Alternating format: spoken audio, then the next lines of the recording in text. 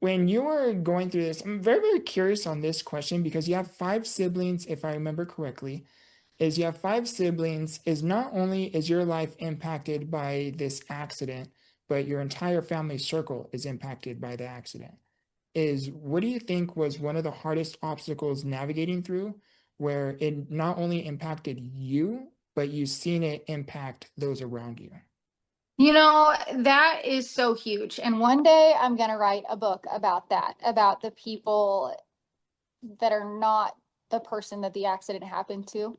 One day I will have this book when I get the time, and I'm going to utilize my siblings, obviously, to write this book. But because, yes, the accident happened to me, and yes, I'm the one that still lives it every single day, right? But without a doubt, it has changed each one of their lives and in different ways. I don't even think it would all be the same way, in different ways. And they had to change and grow and even overcome, what they faced through that. To see me go through it, to experience me go through it. I mean, I'm not going to put words in any of their mouths. So I'm the second of six. I have an older sister than me, then two little brothers and two little sisters. And I mean, I feel like all of their experiences would be different, but they all would say they're glad I'm here, right? They all would say that even with the challenges that they're glad that I'm still here to get to experience life with all of them. Yeah. Yeah, I would love to seriously read that story. I read your original book. Your I would say is a children's book, right? I'm calling it a Yes, children's yeah, book. it's just a kid's book. Yeah, I wrote that. I wrote that one time. My horse fell at a rodeo and I broke my femur. So while I was waiting for that to heal, I just wrote that kid's book.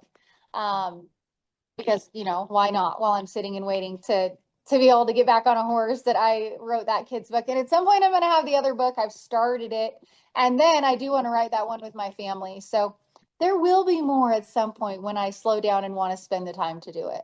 Yeah, I am totally looking forward to reading it. I think your story is phenomenal. Like there's so much that you share publicly and so open and vulnerably, but from one person that has experienced his own adversity to another, like I know there's so much more beneath it, and I think that's what to me is I find very admirable because here you are, you've gone through so many trials and tribulations, and you still show up with a smile, which isn't always the easiest thing to do, right? And that's why I'm so honored to seriously have you on the show.